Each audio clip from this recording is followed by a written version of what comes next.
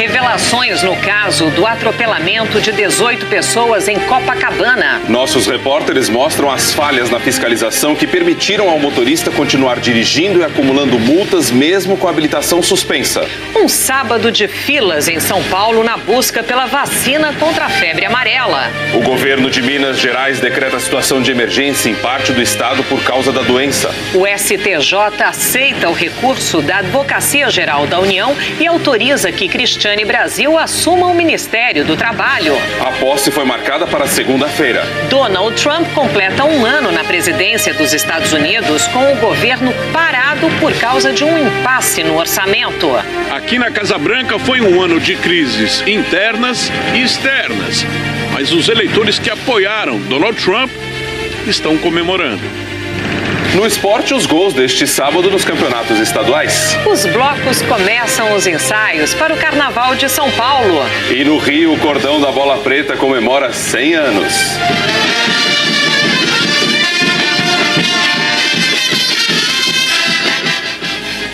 Agora, no Jornal Nacional.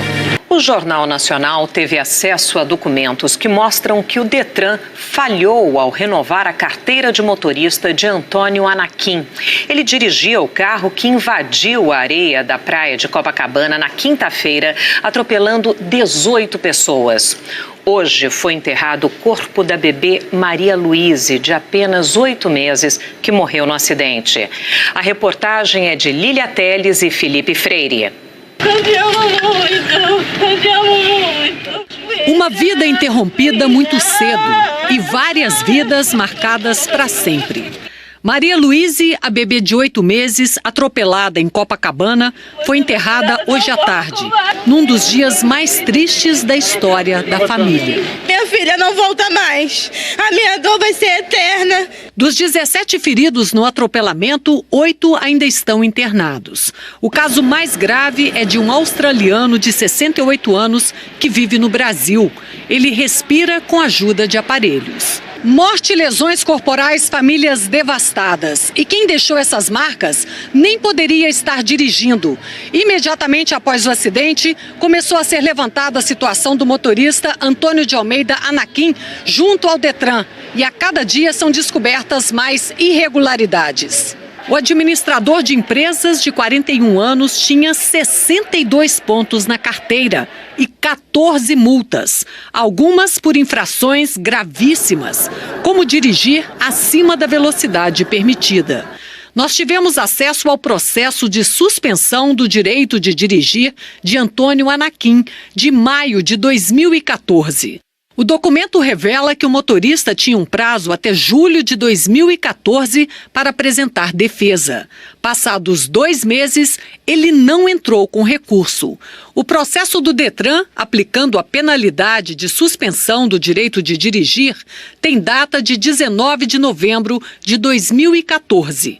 Com a carteira suspensa, o motorista deveria entregar o documento e fazer o curso de reciclagem. Antônio Anaquim declarou na delegacia que não foi notificado pelo Detran e que recebeu apenas as multas em casa, como mostra este aviso de recebimento.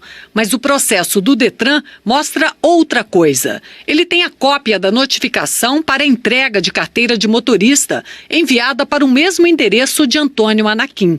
Ela foi recebida e assinada por uma pessoa chamada Benedito Alberto. A data é 16 de março de 2015.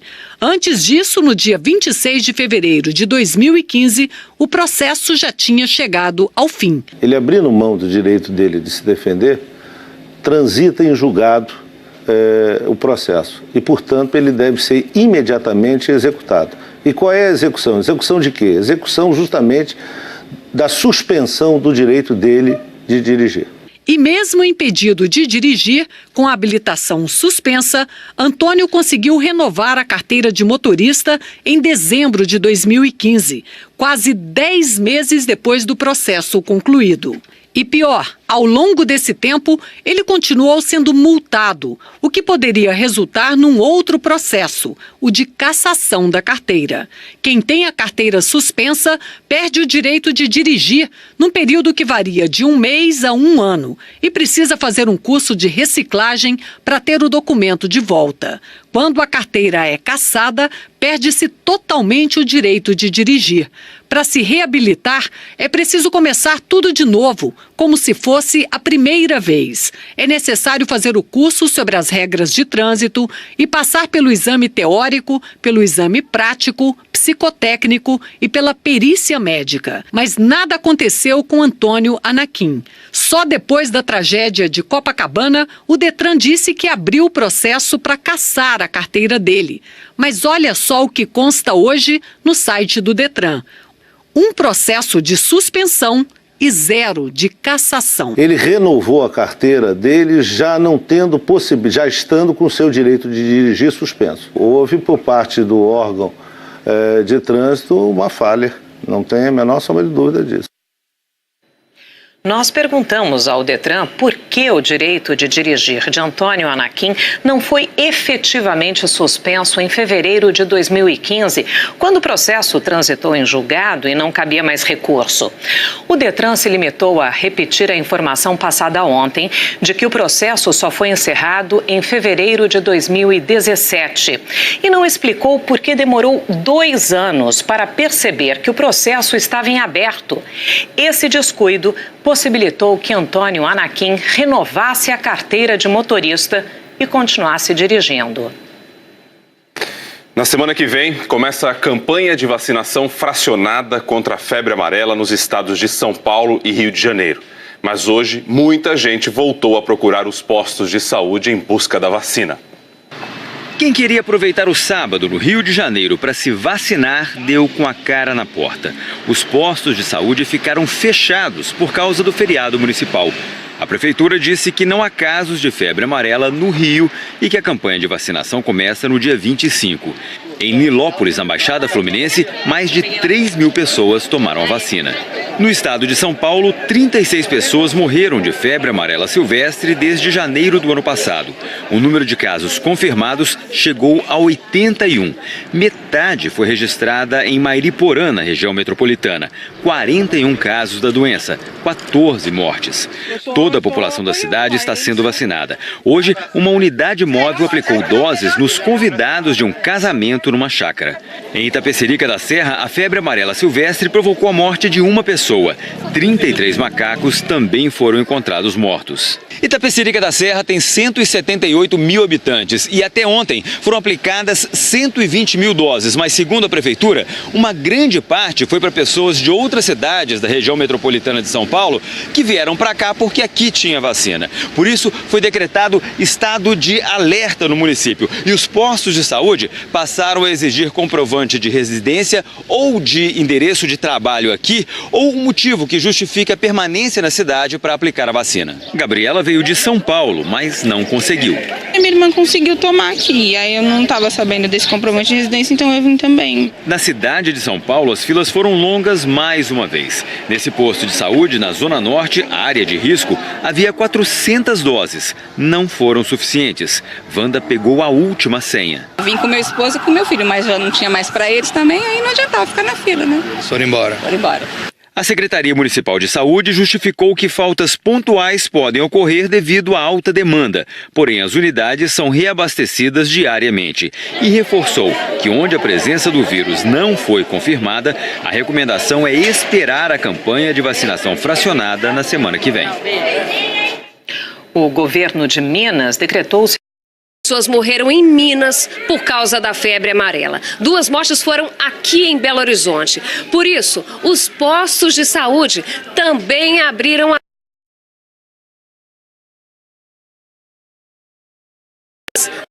neste sábado. Em alguns foi preciso distribuir senhas para organizar a fila. Neste, a vacinação foi dividida em 3 salas, para crianças, adultos e idosos. Quem tinha mais de 60 anos passou por avaliação médica antes de receber a vacina. Para evitar a doença, né? Não é bom esperar.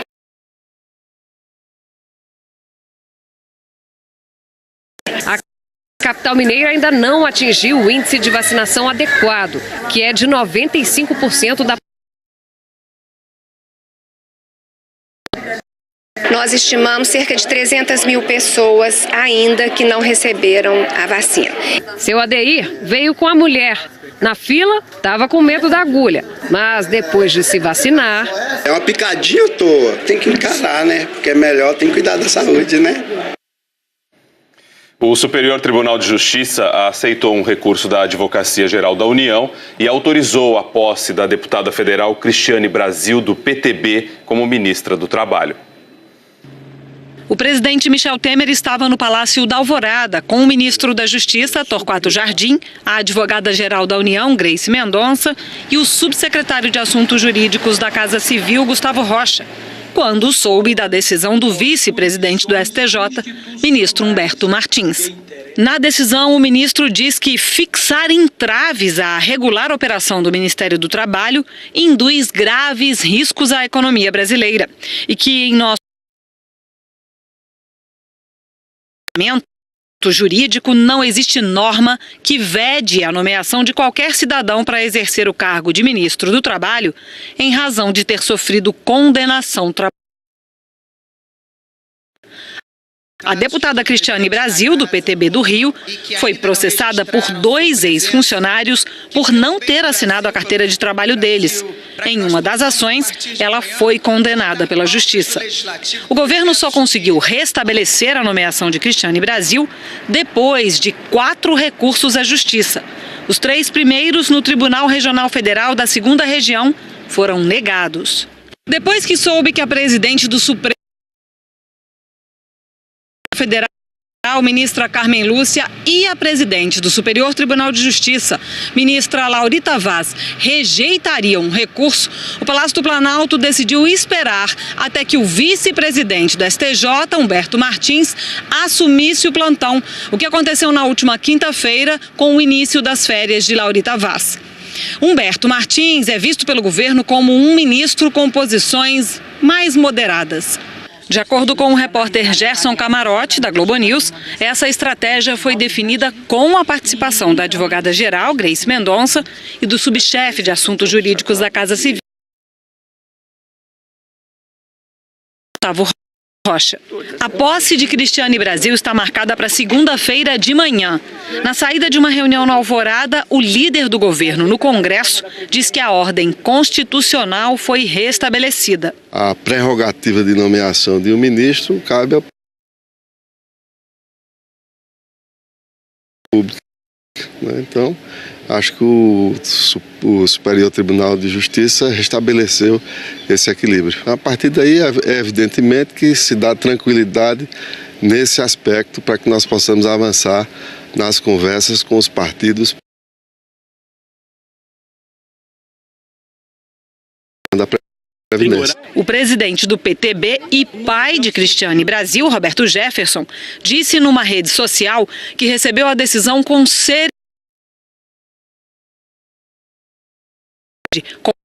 acatamento à justiça e que não se faz política no retrovisor, se faz olhando para frente. Amanhã o Fantástico vai mostrar onde vão parar os celulares que são roubados pelas ruas do Brasil.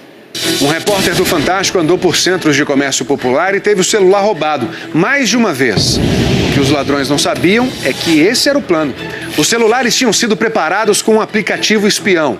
Os bandidos foram fotografados e filmados. Temos a imagem do senhor roubando esse celular. Não, senhor, eu não. Tá chamando, senhor, não vai atender? Alô? Tudo bem? É tu? Como que tu tem? Sou eu. Porque esse telefone é meu. É? Ele foi roubado no centro e a senhora estava junto. Exclusivo. O Fantástico acompanhou a extradição de Guilherme Longo, acusado de matar o enteado Joaquim em 2013 em Ribeirão Preto, interior de São Paulo. Quando chega a hora de namorar. Os pretendentes começam a se exibir. Estava foragido na Espanha. Os passageiros vão se sentando e o Guilherme já está lá na... É o planeta Terra, uma nova viagem. É fantástico. É amanhã, depois do Faustão. Você vai ver. A seguir, no dia em que Donald Trump completa um ano na presidência, um impasse no orçamento deixa o governo dos Estados Unidos paralisado. Quem anda rápido até demais são os turistas argentinos. O presidente dos Estados Unidos, Donald Trump, completa hoje um ano de mandato, em meio a protestos e com o governo paralisado por causa da falta de um acordo sobre o orçamento. Vamos então até Nova York conversar com o Fábio Turci, porque Donald Trump chegou até a cancelar uma viagem que iria fazer à Flórida para comemorar este um ano de mandato. Boa noite para você. Boa noite, Rodrigo, Sandra, boa noite para todos. Pois é, Donald Trump acabou ficando na capital Washington, passou o dia negociando, assim como os parlamentares da base de apoio dele e da oposição. À meia-noite, a lei orçamentária do país deixou de valer e não houve acordo no Senado para aprovar uma nova lei. Com isso, bem no dia em que Trump completa um ano na presidência, o governo federal ficou sem poder gastar dinheiro. Serviços essenciais continuam funcionando, aeroportos, correios, segurança, mas o resto tem que parar. A lei orçamentária não passou no Senado porque a oposição democrata quer garantir proteção aos chamados Dreamers, ou sonhadores, que são os imigrantes que entraram ilegalmente no país ainda quando eram crianças. E a Casa Branca diz que não vai negociar a imigração enquanto os democratas não reabrirem o governo. Aliás, Trump perdeu votos até entre aliados. Além desse problema, Trump enfrentou hoje um imenso protesto, a Marcha das Mulheres. Nós acompanhamos a manifestação aqui em Nova York, mas multidões também se reuniram em dezenas de cidades americanas, como Los Angeles, Chicago, Miami e Washington. Além de marcar oposição a Trump, a marcha cobra também o assédio sexual e a igualdade no mercado de trabalho entre homens e mulheres. É assim que Trump completa um ano no poder. O correspondente Luiz Fernando Silva Pinto relembra como foi esse ano. So help me God. Congratulations, Mr. President. Desde a posse, a obsessão com a própria fama, a insistência em impor autoridade e a facilidade em distorcer os fatos surpreenderam boa parte do país e do mundo. No primeiro ano como presidente, Donald Trump tentou humilhar senadores, deputados e integrantes do próprio gabinete. Ele está envolvido numa guerra de insultos com a Coreia do Norte. E os dois lados têm armas atômicas. E se recusou a condenar supremacistas brancos depois de um protesto que resultou na morte de uma mulher. No ponto mais baixo até agora, senadores disseram que numa reunião Trump se referiu a imigrantes de países da África como imigrantes de países de merda. Mas a presidência que causa tanta revolta é considerada por muitos americanos como um sucesso. Conservadores, na maioria brancos, que nas últimas décadas não avançaram economicamente, votaram aos milhões para colocar Trump aqui na Casa Branca. Para eles, o presidente está cumprindo as promessas que fez contra imigrantes, contra a competição comercial de outros países, por exemplo. Declarações públicas pouco convencionais, mas ações políticas relativamente convencionais. Essa é a forma mais simples de explicar Trump, diz Philip Klein, analista político no Washington Examiner, um jornal conservador na capital americana. Se você é liberal e odeia a linha política dos republicanos, você classifica as iniciativas dele de radicais ou péssimas. Mas se você é republicano, o que ele faz está dentro do esperado. Um sucesso indiscutível foi a aprovação de Neil Gorsuch, um juiz conservador, para a Suprema Corte. O mercado de ações também viveu um ano excelente e o Congresso, dominado pelos republicanos, aprovou um corte de impostos de mais de $1 trilhão. Depois de passar meses tentando demolir o sistema de saúde implementado pelo antecessor, Barack Obama, o presidente conseguiu, nessa mesma reforma fiscal, eliminar a exigência de que todos os americanos tenham seguro de saúde. A maior distração para Trump, além das polêmicas que ele mesmo cria, ainda é a investigação sobre a possível ajuda da Rússia para influenciar o resultado das eleições. E a imigração vai continuar sendo um desafio. Trump barrou a entrada de imigrantes de países de maioria muçulmana e cortou pela metade o número de refugiados acolhidos pelos Estados Unidos. Mas ainda tem que resolver o futuro de centenas de milhares que entraram no país ilegalmente quando eram apenas crianças. Além de cumprir uma grande promessa de construir um muro na fronteira e fazer o México pagar a conta. As Forças Armadas turcas bombardearam hoje uma região dominada pelos curdos, no norte da Síria. 9 pessoas morreram. Algumas bombas atingiram áreas residenciais. A Turquia considera que as milícias curdas são terroristas, mas elas são aliadas dos Estados Unidos no combate ao grupo extremista Estado Islâmico e recebem apoio e treinamento dos americanos. A Síria advertiu que pode reagir e abater aviões turcos. O Papa Francisco falou sobre corrupção durante a viagem ao Peru. Francisco visitou hoje a cidade de Trujillo, devastada por fortes enchentes no ano passado. Na missa rezada para cerca de 200 mil pessoas, ele pediu aos fiéis que não percam a esperança na reconstrução de suas vidas. Ontem, diante do presidente Pedro Pablo Kuczynski, acusado de receber propina da Odebrecht, o Papa disse que a corrupção é um vírus social que contamina todos os aspectos da vida. Em menos de 2 meses, mais de 200 mil argentinos cruzaram as estradas gaúchas para passar férias no Brasil. O problema é que muitos não respeitaram as leis de trânsito. Bastam alguns minutos na estrada para observar uma série de abusos neste trecho da principal rota dos argentinos para o litoral gaúcho e catarinense. Os estrangeiros ultrapassam em local proibido e seguem em alta velocidade. Os argentinos têm pressa. Como a rodovia tem trânsito intenso de caminhões, os veículos formam longas filas na estrada. Muitos não querem esperar e aceleram. Os argentinos se defendem, reclamam das péssimas condições das nossas estradas e da sinalização.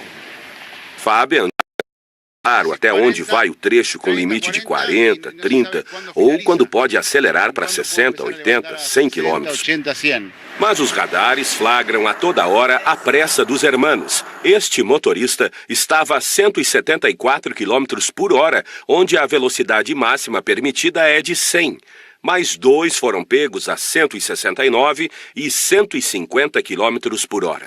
Nas 2 primeiras semanas de janeiro, a Polícia Rodoviária Federal aplicou 400 multas no Rio Grande do Sul a carros estrangeiros, a maioria argentinos. As principais infrações são ultrapassagens indevidas, falta do uso do cinto de segurança e excesso de velocidade. O fluxo aumentou bastante comparado com outros anos, né? E, consequentemente, o número de infrações também aumentou. E tem até estrangeiro que adultera as placas para enganar os radares. Foram pelo menos 3 flagrantes desse tipo só este mês.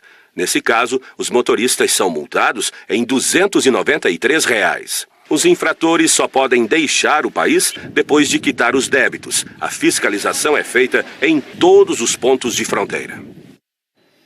Vamos falar do tempo agora, porque, olha, tem previsão de temporal amanhã no Brasil. E quem conta pra gente para onde são esses alertas? Isabela Camargo. Boa noite, Isabela. Oi, Sandra. Boa noite para você, Rodrigo. Boa noite a todos. Alerta para o Rio Grande do Sul, Santa Catarina e também Paraná. Gente, a previsão é de temporais com raios, rajadas de vento e até granizo em algumas cidades. A combinação de 2 sistemas é que vai provocar tudo isso. É a circulação do vento em torno dessa área de baixa pressão que acaba atraindo mais ventos quentes e úmidos aqui da região amazônica para a região sul. É a chegada desses ventos que vai reforçar as áreas de instabilidade. Veja só, imagens satélite de agora.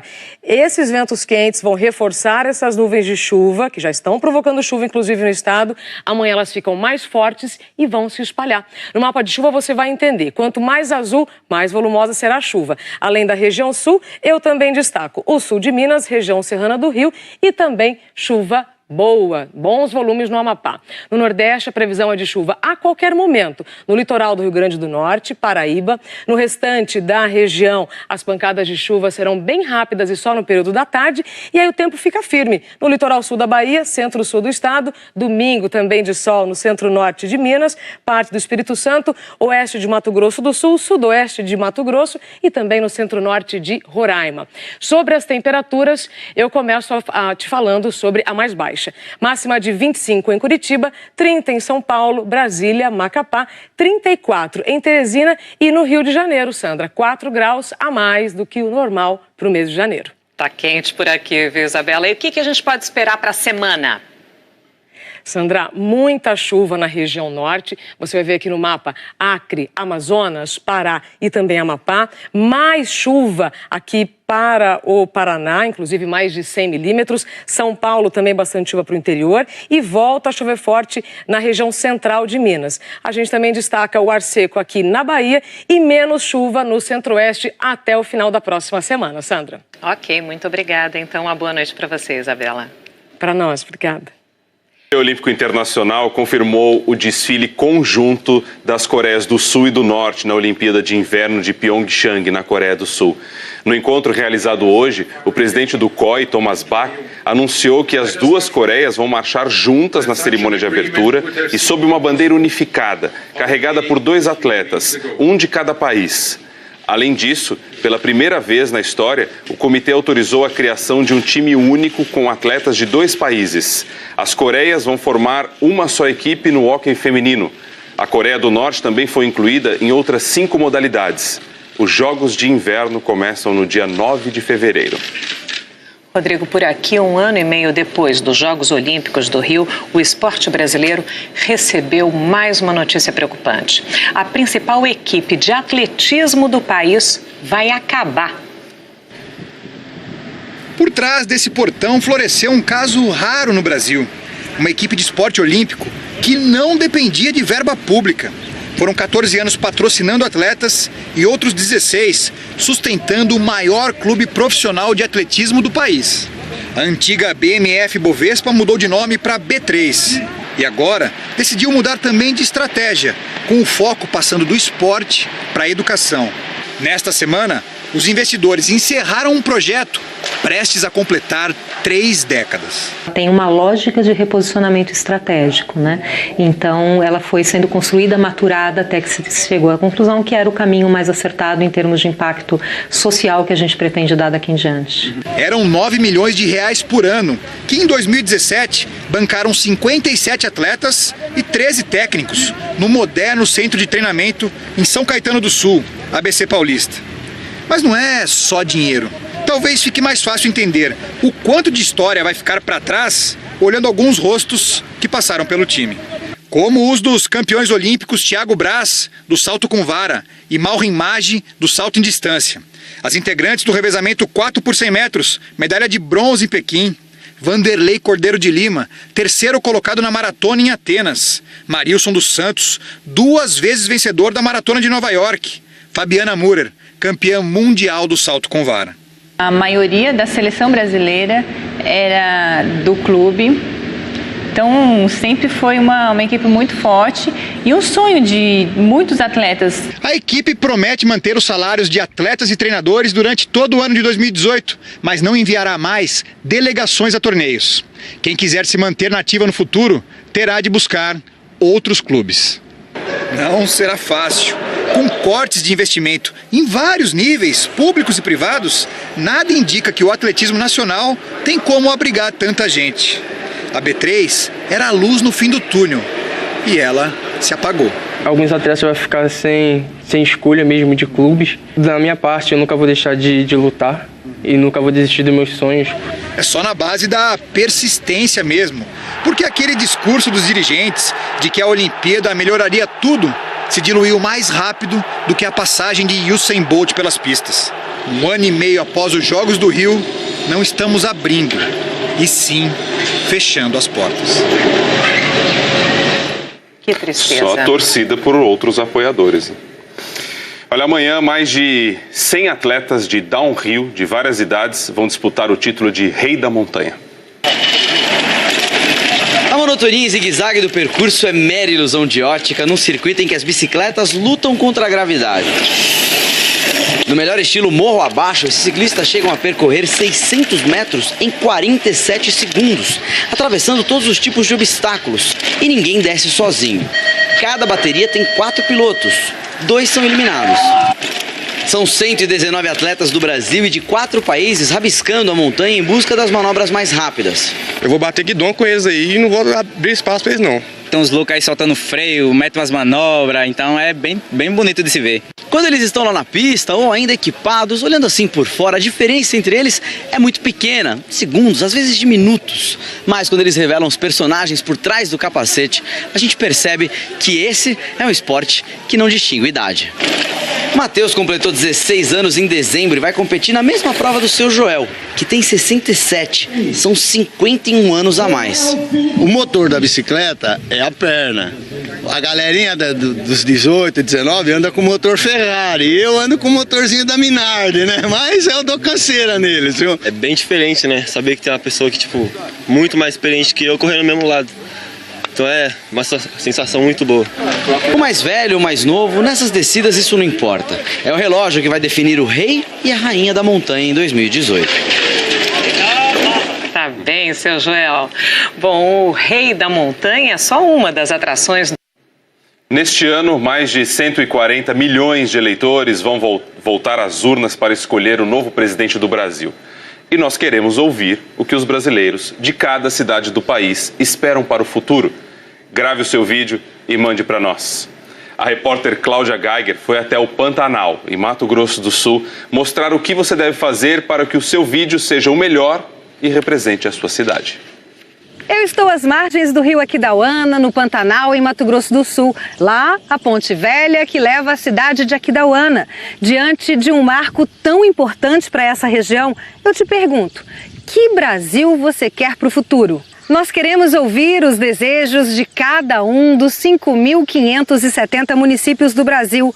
O país inteiro vai dar o seu recado aqui nos nossos telejornais. E você pode ser o porta-voz da sua cidade, gravando um vídeo no seu celular. Você vai se posicionar diante de um dos lugares mais conhecidos da sua cidade. Um lugar que identifique de onde você está falando, sempre de dia. Aí você pode pedir a um amigo seu que grave o vídeo para você. Eu vou pedir ao meu amigo Ari que faça o vídeo para mim. É importante você pedir ao seu amigo que fique a mais ou menos 1 metro de você, uns 2 passinhos para trás, sempre com o celular assim, na horizontal. Porque desse jeito, deitado, é muito melhor para mostrar a sua imagem e a imagem do lugar que você escolheu para fazer a gravação. Se você preferir, pode fazer a gravação usando um bastão de selfie, mas é importante que o celular fique assim, deitado. E aí é a mesma coisa, veja se você está aparecendo no visor junto com o lugar que você escolheu para fazer a gravação. Se você não tem um bastão de selfie, não tem problema, use o seu celular. Veja se você está aparecendo dentro do visor junto com o lugar que você escolheu para fazer a gravação. Dê o seu recado em 15 segundos. Comece a gravação dizendo o seu nome todo, o lugar de onde você está falando e aí você diz pra gente que Brasil você quer para o futuro. Para participar e rever as dicas de como gravar o seu vídeo, é só visitar a nossa página na internet ou o site g1.com.br/Brasil que eu quero, tudo junto. Grava amanhã durante o dia, manda pra gente. Uma multidão de foliões saiu às ruas hoje em São Paulo, atrás dos blocos de carnaval. Uma multidão como essa mostra o que vem por aí. 509 blocos se inscreveram para o Carnaval de Rua em São Paulo. 4 milhões de pessoas devem cair na folia.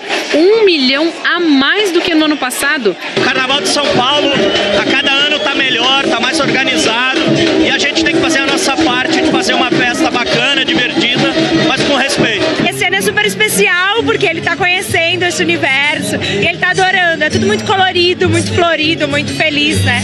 Para garantir o ritmo da festa, haja gente tocando, viu? Os grandes blocos montaram escolinhas para formar mão de obra por aqui. O monobloco tem mais de 150 alunos, um curso que dura 7 meses. Uma energia que assim não dá para explicar e que eu nunca encontrei em outro lugar, assim.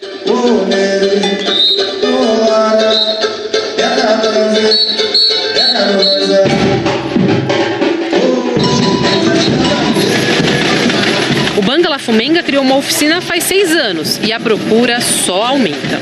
A gente forma batuqueiros, esses batuqueiros continuam com a gente, formam outros grupos, formam outras agremiações, nessa conexão, né, que a música causa e encanta todo mundo, né?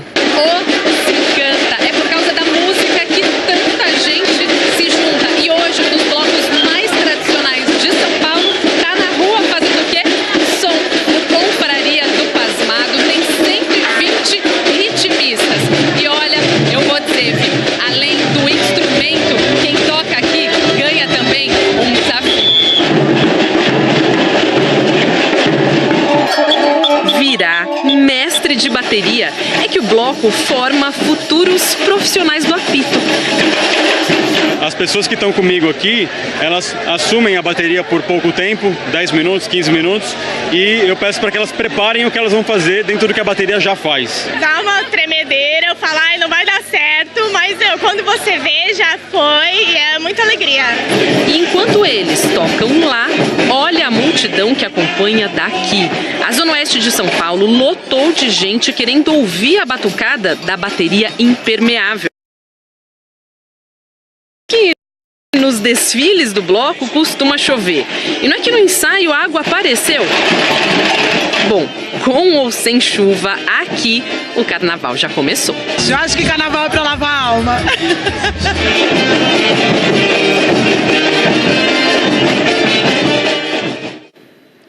E o maior bloco de carnaval do Rio está completando 100 anos. O cordão da Bola Preta arrasta mais de 1,5 milhão de pessoas pelas ruas do centro da cidade, sempre no sábado de carnaval.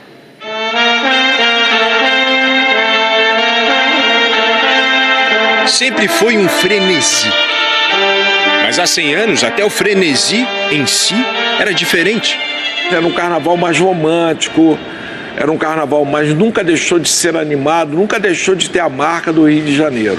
Estranho é pensar que naquele tempo o carnaval do Rio também tinha a marca da repressão.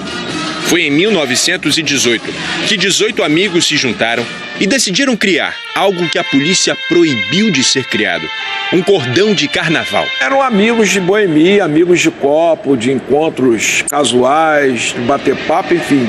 Mas o nosso líder de fundação, Álvaro Gomes de Oliveira, ele peitou uma decisão do chefe de polícia e fundou o Bola Preta, né? O tamanho que tudo isso ia tomar, pouco provável que algum daqueles foliões soubesse. De pequeno cordão a grande bloco, depois clube, sociedade carnavalesca, com direito à bandeira, sede, estatuto social e hino, que acabou virando um clássico do carnaval. Quem não chora não mama, segura meu bem. Ah, chupeta. Lugar quente é na cama. Ou então no Bola Preta.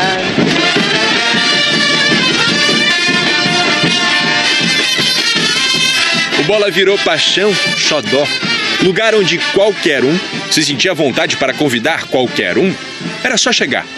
E um dia chegou um tal Neguinho. Neguinho do Bola Preta. Aí eu comecei dando canja.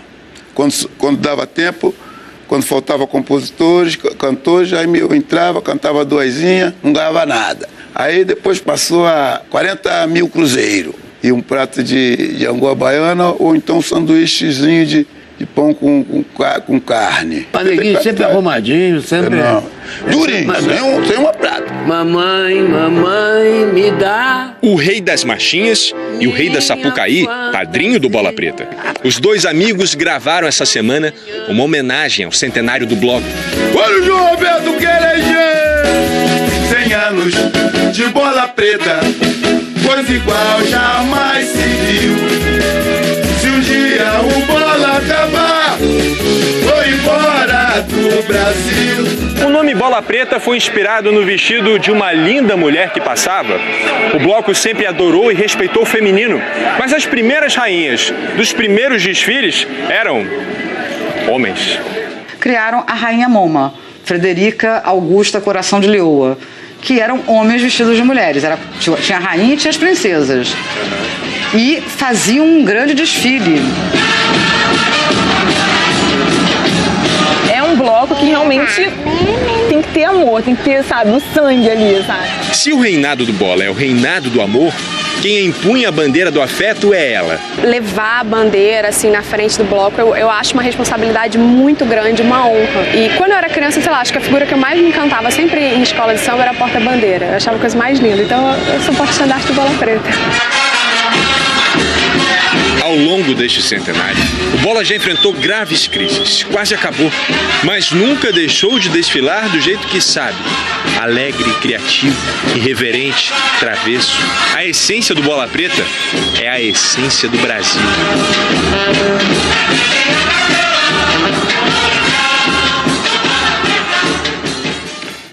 Quem não chora não mama. Vida longa, Bola Preta. Jornal Nacional terminando aqui. Uma boa noite para você. Uma ótima noite, um excelente domingo. Da carteira. Quem tem a carteira suspensa perde o direito de dirigir num período que varia de 1 mês a 1 ano e precisa fazer um curso de reciclagem para ter o documento de volta. Quando a carteira é cassada, perde-se totalmente o direito de dirigir. Para se reabilitar, é preciso começar tudo de novo, como se fosse a primeira vez. É necessário fazer o curso sobre as regras de trânsito e passar pelo exame teórico, pelo exame prático, psicotécnico e pela perícia médica. Mas nada aconteceu com Antônio Anaquim. Só depois da tragédia de Copacabana, o Detran disse que abriu o processo para cassar a carteira dele. Mas olha só o que consta hoje no site do Detran. Um processo de suspensão e 0 de cassação. Ele renovou a carteira dele já não tendo já estando com o seu direito de dirigir suspenso. Houve por parte do órgão de trânsito uma falha, não tem a menor sombra de dúvida disso. Nós perguntamos ao Detran por que o direito de dirigir de Antônio Anaquim não foi efetivamente suspenso em fevereiro de 2015, quando o processo transitou em julgado e não cabia mais recurso. O Detran se limitou a repetir a informação passada ontem de que o processo só foi encerrado em fevereiro de 2017 e não explicou por que demorou 2 anos para perceber que o processo estava em aberto. Esse descuido possibilitou que Antônio Anaquim renovasse a carteira de motorista e continuasse dirigindo. Na semana que vem, começa a campanha de vacinação fracionada contra a febre amarela nos estados de São Paulo e Rio de Janeiro. Mas hoje, muita gente voltou a procurar os postos de saúde em busca da vacina. Quem queria aproveitar o sábado no Rio de Janeiro para se vacinar, deu com a cara na porta. Os postos de saúde ficaram fechados por causa do feriado municipal. A prefeitura disse que não há casos de febre amarela no Rio e que a campanha de vacinação começa no dia 25. Em Nilópolis, na Baixada Fluminense, mais de 3.000 pessoas tomaram a vacina. No estado de São Paulo, 36 pessoas morreram de febre amarela silvestre desde janeiro do ano passado. O número de casos confirmados chegou a 81. Metade foi registrada em Mairiporã, na região metropolitana. 41 casos da doença, 14 mortes. Toda a população da cidade está sendo vacinada. Hoje, uma unidade móvel aplicou doses nos convidados de um casamento numa chácara. Em Itapecerica da Serra, a febre amarela silvestre provocou a morte de uma pessoa. 33 macacos também foram encontrados mortos. Itapecerica da Serra tem 178 mil habitantes e até ontem foram aplicadas 120 mil doses. Até o Pantanal, em Mato Grosso do Sul, mostrar o que você deve fazer para que o seu vídeo seja o melhor e represente a sua cidade. Eu estou às margens do rio Aquidauana, no Pantanal, em Mato Grosso do Sul. Lá, a Ponte Velha, que leva à cidade de Aquidauana. Diante de um marco tão importante para essa região, eu te pergunto, que Brasil você quer para o futuro? Nós queremos ouvir os desejos de cada um dos 5.570 municípios do Brasil. O país inteiro vai dar o seu recado aqui nos nossos telejornais. E você pode ser o porta-voz da sua cidade, gravando um vídeo no seu celular.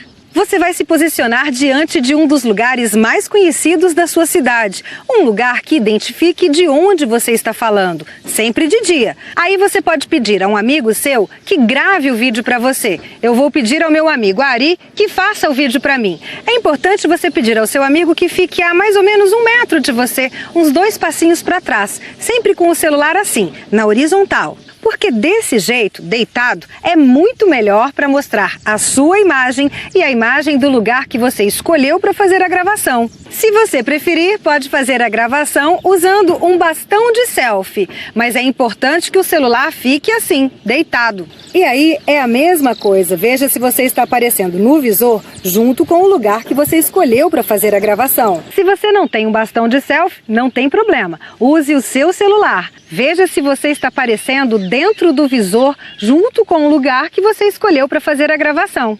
Dê o seu recado em 15 segundos. Comece a gravação dizendo o seu nome todo, o lugar de onde você está falando e aí você diz pra gente que Brasil você quer para o futuro. Para participar e rever as dicas de como gravar o seu vídeo, é só visitar a nossa página na internet ou o site g1.com.br/Brasil que eu quero, tudo junto. Grava amanhã durante o dia, manda pra gente. Uma multidão de foliões saiu às ruas hoje em São Paulo, atrás dos blocos de carnaval. Uma multidão como essa mostra o que vem por aí. 509 blocos se inscreveram para o Carnaval de Rua em São Paulo. 4 milhões de pessoas devem cair na folia.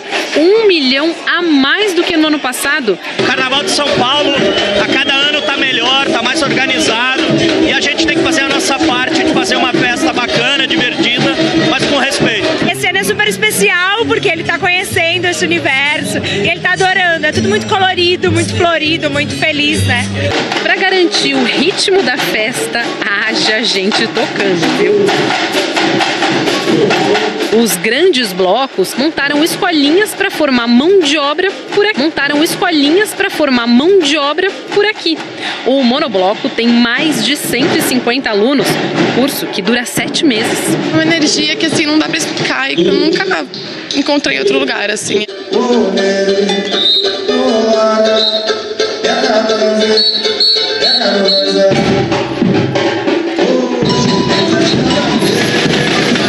O Banga La Fumenga criou uma oficina faz 6 anos e a procura só aumenta. A gente forma batuqueiros, esses batuqueiros continuam com a gente, formam outros grupos, formam outras agremiações, nessa conexão, né, que a música causa e encanta todo mundo, né? Encanta! É por causa da música que tanta gente se junta. E hoje, um dos blocos mais tradicionais de São Paulo tá na rua fazendo o quê? Som. O Confraria do Pasmado tem 120 ritmistas. E olha, eu vou dizer, viu? Além do instrumento, quem toca aqui ganha também um desafio. Virar mestre de bateria é que o bloco forma futuros profissionais do apito.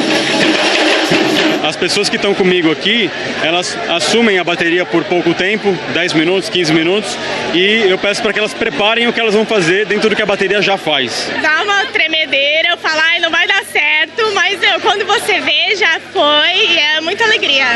E enquanto eles tocam lá, olha a multidão que acompanha daqui. A Zona Oeste de São Paulo lotou de gente querendo ouvir a batucada da bateria impermeável. Que nos desfiles do bloco costuma chover. E não é que no ensaio a água apareceu? Bom, com ou sem chuva, aqui o carnaval já começou.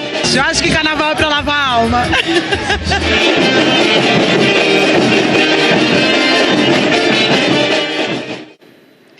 E o maior bloco de carnaval do Rio está completando 100 anos. O cordão da Bola Preta arrasta mais de 1,5 milhão de pessoas pelas ruas do centro da cidade, sempre no sábado de carnaval.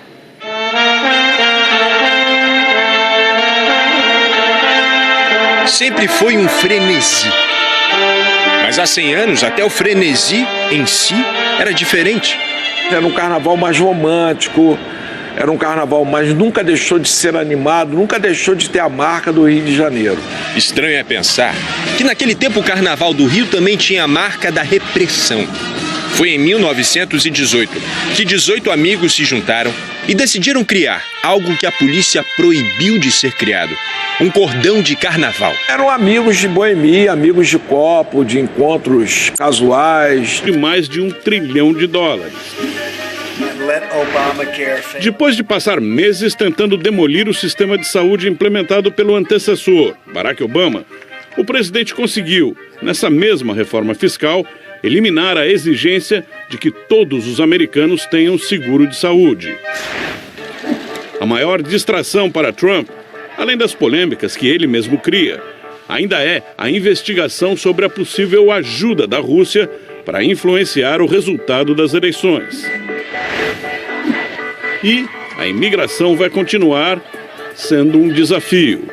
Trump barrou a entrada de imigrantes de países de maioria muçulmana e cortou pela metade o número de refugiados acolhidos pelos Estados Unidos.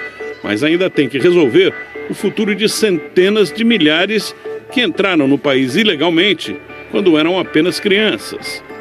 Além de cumprir uma grande promessa de construir um muro na fronteira e fazer o México pagar a conta. As Forças Armadas turcas bombardearam hoje uma região dominada pelos curdos, no norte da Síria. 9 pessoas morreram. Algumas bombas atingiram áreas residenciais.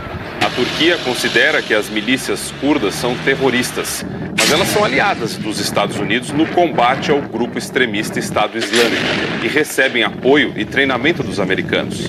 A Síria advertiu que pode reagir e abater aviões turcos. O Papa Francisco falou sobre corrupção durante a viagem ao Peru. Francisco visitou hoje a cidade de Trujillo, devastada por fortes enchentes no ano passado.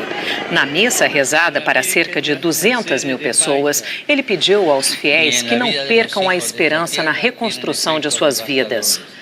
Ontem, diante do presidente Pedro Pablo Kuczynski, acusado de receber propina da Odebrecht, o Papa disse que a corrupção é um vírus social que contamina todos os aspectos da vida. Em menos de 2 meses, mais de 200 mil argentinos cruzaram as estradas gaúchas para passar férias no Brasil. O problema é que muitos não respeitaram as leis de trânsito.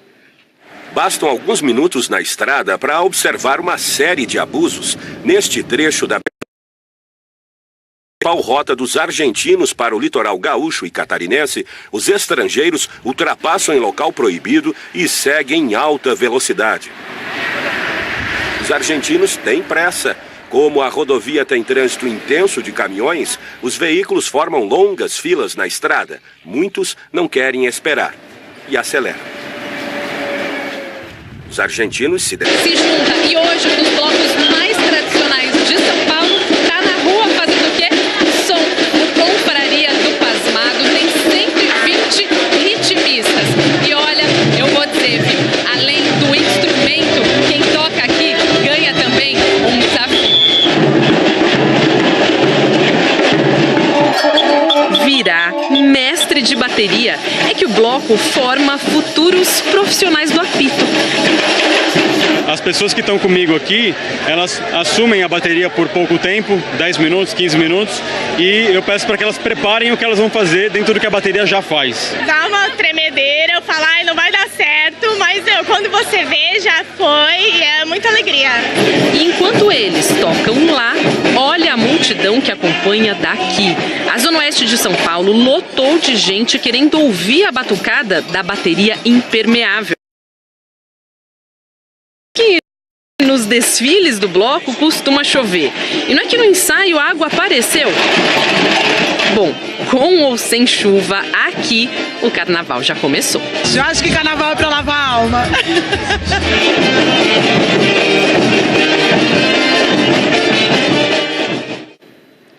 E o maior bloco de carnaval do Rio está completando 100 anos. O Cordão da Bola Preta arrasta mais de 1,5 milhão de pessoas pelas ruas do centro da cidade, sempre no sábado de carnaval.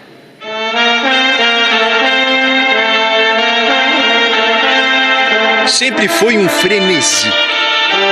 Mas há 100 anos, até o frenesi em si era diferente.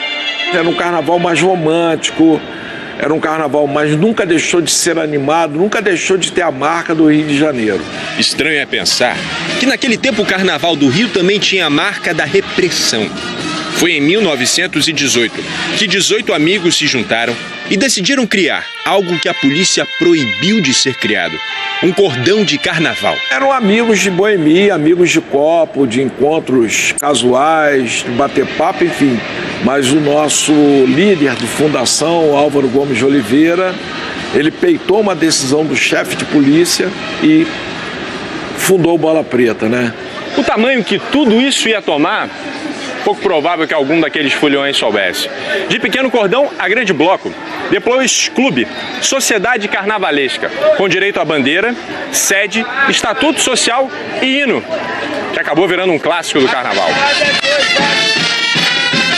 Quem não chora não mama, segura meu bem. Ah, chupeta.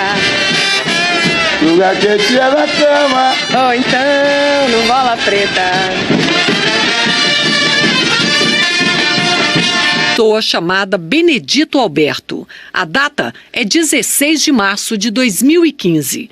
Antes disso, no dia 26 de fevereiro de 2015, o processo já tinha chegado ao fim. Ele, abrindo mão do direito dele de se defender, transita em julgado o processo e, portanto, ele deve ser imediatamente executado. E qual é a execução? Execução de quê? Execução justamente da suspensão do direito dele de dirigir. E mesmo impedido de dirigir, com a habilitação suspensa, Antônio conseguiu renovar a carteira de motorista em dezembro de 2015, quase 10 meses depois do processo concluído. E pior, ao longo desse tempo, ele continuou sendo multado, o que poderia resultar num outro processo, o de cassação da carteira. Quem tem a carteira suspensa perde o direito de dirigir num período que varia de 1 mês a 1 ano e precisa fazer um curso de reciclagem para ter o documento de volta. Quando a carteira é cassada, perde-se totalmente o direito de dirigir. Para se reabilitar, é preciso começar tudo de novo, como se fosse a primeira vez. É necessário fazer o curso sobre as regras de trânsito e passar pelo exame teórico, pelo exame prático, psicotécnico e pela perícia médica. Mas nada aconteceu com Antônio Anaquim. Só depois da tragédia de Copacabana, o Detran disse que abriu o processo para cassar a carteira dele. Mas olha só o que consta hoje no site do Detran: um processo de suspensão e 0 de cassação. Ele renovou a carteira dele já não tendo já estando com o seu direito de dirigir suspenso. Houve por parte do órgão de trânsito uma falha, não tem a menor sombra de dúvida disso. Nós perguntamos ao Detran por que o direito de dirigir de Antônio Anaquim não foi efetivamente suspenso em fevereiro de 2015, quando o processo transitou em julgado e não cabia mais recurso. O Detran se limitou a repetir a informação passada ontem de que o processo só foi encerrado em fevereiro de 2017 e não explicou por que demorou 2 anos para perceber que o processo estava em aberto. Esse descuido possibilitou que Antônio Anaquim renovasse a carteira de motorista e continuasse dirigindo.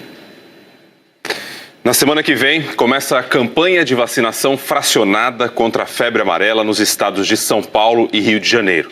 Mas hoje, muita gente voltou a procurar os postos de saúde em busca da vacina. Quem queria aproveitar o sábado no Rio de Janeiro para se vacinar, deu com a cara na porta. Os postos de saúde ficaram fechados por causa do feriado municipal. O Detran se limitou a repetir a informação passada ontem de que o processo só foi encerrado em fevereiro de 2017 e não explicou por que demorou 2 anos para perceber que o processo estava em aberto. Esse descuido possibilitou que Antônio Anaquim renovasse a carteira de motorista e continuasse dirigindo. Na semana que vem, começa a campanha de vacinação fracionada contra a febre amarela nos estados de São Paulo e Rio de Janeiro. Mas hoje, muita gente voltou a procurar os postos de saúde em busca da vacina. Quem queria aproveitar o sábado no Rio de Janeiro para se vacinar deu com a cara na porta. Os postos de saúde ficaram fechados por causa do feriado municipal. A prefeitura disse que não há casos de febre amarela no Rio e que a campanha de vacinação começa no dia 25. Em Nilópolis, na Baixada Fluminense, mais de 3.000 pessoas tomaram a vacina. No estado de São Paulo, 36 pessoas morreram de febre amarela silvestre desde janeiro do ano passado. O número de casos confirmados chegou a 81. Metade foi registrada em Mairiporã, na região metropolitana. 41 casos da doença, 14 mortes.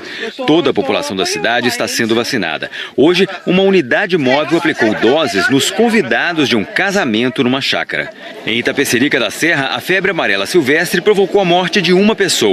33 macacos também foram encontrados mortos. Itapecerica da Serra tem 178 mil habitantes e até ontem foram aplicadas 120 mil doses, mas segundo a prefeitura, uma grande parte foi para pessoas de outras cidades da região metropolitana de São Paulo que vieram para cá porque aqui tinha vacina. Por isso, foi decretado estado de alerta no município e os postos de saúde passaram a exigir comprovante de residência ou de endereço de trabalho aqui ou um motivo que justifique a permanência na cidade para aplicar a vacina. Gabriela veio de São Paulo, mas não conseguiu.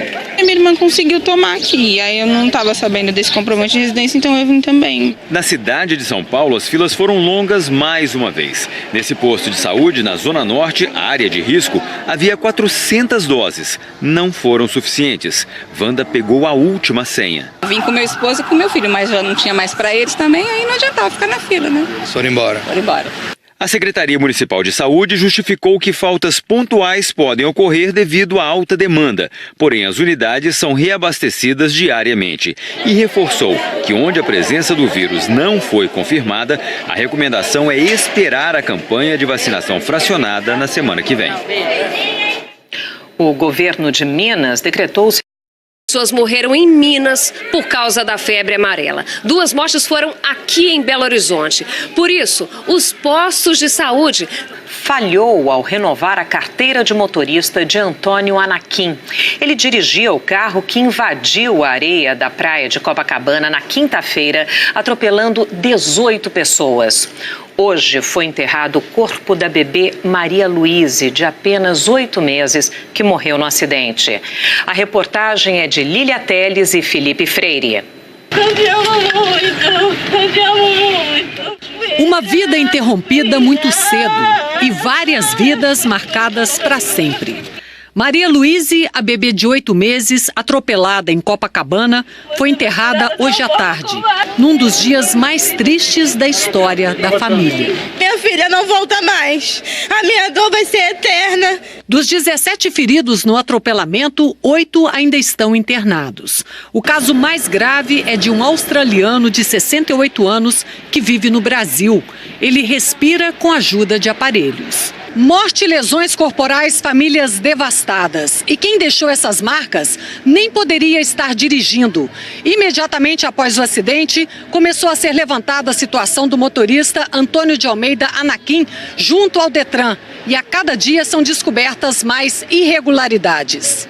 O administrador de empresas de 41 anos tinha 62 pontos na carteira e 14 multas, algumas por infrações gravíssimas, como dirigir acima da velocidade permitida.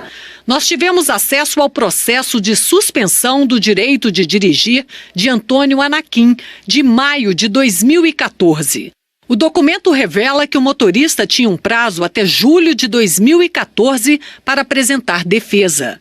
Passados 2 meses, ele não entrou com recurso. O processo do Detran, aplicando a penalidade de suspensão do direito de dirigir, tem data de 19 de novembro de 2014. Com a carteira suspensa, o motorista deveria entregar o documento e fazer o curso de reciclagem. Antônio Anaquim declarou na delegacia que não foi notificado pelo Detran e que recebeu apenas as multas em casa, como mostra este aviso de recebimento. Mas o processo do Detran mostra outra coisa. Ele tem a cópia da notificação para entrega de carteira de motorista, enviada para o mesmo endereço de Antônio Anaquim. Ela foi recebida e assinada por uma pessoa chamada Benedito Alberto. A data é 16 de março de 2015. Antes disso, no dia 26 de fevereiro de 2015, o processo já tinha chegado ao fim. Ele, abrindo mão do direito dele de se defender, transita em julgado o processo e, portanto, ele deve ser imediatamente executado. Rota dos argentinos para o litoral gaúcho e catarinense, os estrangeiros ultrapassam em local proibido e seguem em alta velocidade. Os argentinos têm pressa. Como a rodovia tem trânsito intenso de caminhões, os veículos formam longas filas na estrada. Muitos não querem esperar e aceleram. Os argentinos se defendem, reclamam das péssimas condições das nossas estradas e da sinalização. Fábio anda claro até onde vai o trecho com limite de 40, 30 ou quando pode acelerar para 60, 80, 100 quilômetros. Mas os radares flagram a toda hora a pressa dos hermanos. Este motorista estava a 174 quilômetros por hora, onde a velocidade máxima permitida é de 100. Mais dois foram pegos a 169 e 150 quilômetros por hora. Nas 2 primeiras semanas de janeiro, a Polícia Rodoviária Federal aplicou 400 multas no Rio Grande do Sul a carros estrangeiros, a maioria argentinos. As principais infrações são ultrapassagens indevidas, falta do uso do cinto de segurança e excesso de velocidade. O fluxo aumentou bastante comparado com outros anos, né? E, consequentemente, o número de infrações também aumentou. E tem até estrangeiro que adultera as placas para enganar os radares. Foram pelo menos 3 flagrantes desse tipo só este mês. Nesse caso, os motoristas são multados em R$ 293. Os infratores só podem deixar o país depois de quitar os débitos. A fiscalização é feita em todos os pontos de fronteira. Vamos falar do tempo agora, porque, olha, tem previsão de temporal amanhã no Brasil. E quem conta pra gente para onde são esses alertas? Isabela Camargo. Boa noite, Isabela. Oi, Sandra. Boa noite para você, Rodrigo. Boa noite a todos. Alerta para o Rio Grande do Sul, Santa Catarina e também Paraná. Gente, a previsão é de temporais com raios, rajadas de vento e até granizo em algumas cidades. A combinação de 2 sistemas é que vai provocar tudo isso. É a circulação do vento em torno dessa área de baixa pressão que acaba atraindo mais ventos quentes e úmidos aqui da região amazônica para a região sul. É a chegada desses ventos que vai reforçar as áreas de instabilidade. Veja só, imagens satélite de agora. Esses ventos quentes vão reforçar essas nuvens de chuva, que já estão provocando chuva, inclusive no estado. Amanhã elas ficam mais fortes e vão se espalhar. No mapa de chuva você vai entender. Quanto mais azul, mais volumosa será a chuva. Além da região sul, eu também destaco o sul de Minas, região serrana do Rio e também chuva boa, bons volumes no Amapá. No Nordeste, a previsão é de chuva a qualquer momento. No litoral do Rio Grande do Norte, Paraíba. No restante da região, as pancadas de chuva